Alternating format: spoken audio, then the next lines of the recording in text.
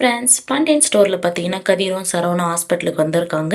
அப்போ பார்த்தீங்கன்னா, கதிர், சரவணன், "அண்ணா இறங்குண்ண வண்டியிலேருந்து. ஏண்ணா அமைதியா இருக்க?" அப்படின்னு சொல்லிட்டு சொல்றாங்க. சரவணன் பார்த்தீங்கன்னா, இறங்கி வராங்க. அங்க பார்த்தீங்கன்னா, மயிலோட அப்பா, அம்மா, "ஓ! என் பொண்ணு செத்துட்டாளா? உயிரோட இருக்காளான்னு பார்க்க வந்திருக்கீங்களா?" அப்படின்னு சொல்லி கேட்குறாங்க.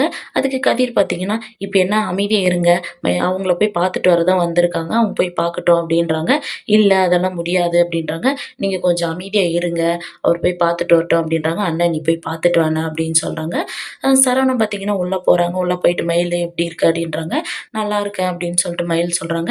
"நீங்க வருவீங்கன்னு நான் கொஞ்சம் கூட எதிர்பார்க்கல" அப்படின்னு சொல்லிட்டு மயில் சொல்றாங்க.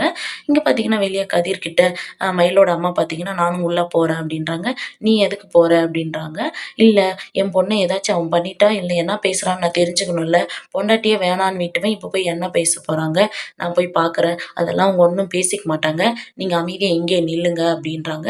அப்புறம் பார்த்தீங்கன்னா, இங்க சரவணன் மயில்கிட்ட, "நீ இந்த மாரி ஆனதுக்கு நான் தான் காரணம்னு எனக்கு தெரியும். நாங்க வந்து அந்த மாரி பேசுனதுனால தான் உனக்கு இந்த மாரி ஆயிருக்குன்னு எனக்கு தெரியும். எல்லாம் என் தப்பு தான்" அப்படின்றாங்க. அதுக்கு மயில் பார்த்தீங்கன்னா, "இல்ல, உங்க மேலலாம் எந்த தப்பும் இல்ல. நீங்க யார்கிட்ட பேசினா என்ன? எங்க அம்மா வாய வச்சுன்னு கப்புன்னு இருக்காம, அந்த பொண்ணோட வீட்டுக்கு போய் சண்டை போட்டதுனால தான் நீங்க வந்து பேசுனீங்க. எங்க அப்பா பேசுனதுக்காக நான் மன்னிப்பு கேட்டுக்கிறேன்" அப்படின்றாங்க. "அதெல்லாம் ஒண்ணும் இல்ல. உன்ன நான் ஒரு பொண்ணு பார்த்துட்டு வரும்போது பார்த்தீங்கன்னா, எங்க அப்பா சொன்னாரு. இந்த பொண்ணு நம்ம வீட்டுக்கு வந்தா உன்னோட வாழ்க்கை நல்லா இருக்கும்னு சொன்னாங்க. அத மீறி நான் எதுவுமே பேசாத உன் கழுத்துல தாலி கட்டினேன். நீ என் வீட்டுக்கு வந்துட்டு எவ்வளோ ஒரு சந்தோஷமா இருந்த. அதுக்கப்புறம் நீ டீச்சர் வேலைக்கு போறேன்னு சொல்லிட்டு ஹோட்டலுக்கு வேலைக்கு போன. அது மட்டும் இல்லாம படிச்சிருக்கேன்னு சொன்ன. சரி விடு, அதையும் விட்டுரு.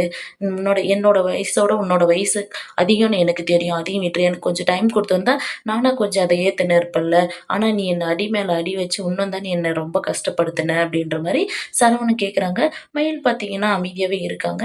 எனக்கு பயமா இருக்கு. திருப்பணும் நீ என்னோட வாழ்க்கையில வந்துருவியான்னு சொல்ட்டு, அப்படியே என் வீட்ல இருக்கிறவங்க எல்லாரும் என்னோட வாழ்க்கையில உன்ன கொண்டு வரதா இருந்தா, நீ தயவு செஞ்சு என்னோட வாழ்க்கைக்குள்ள வந்துராத.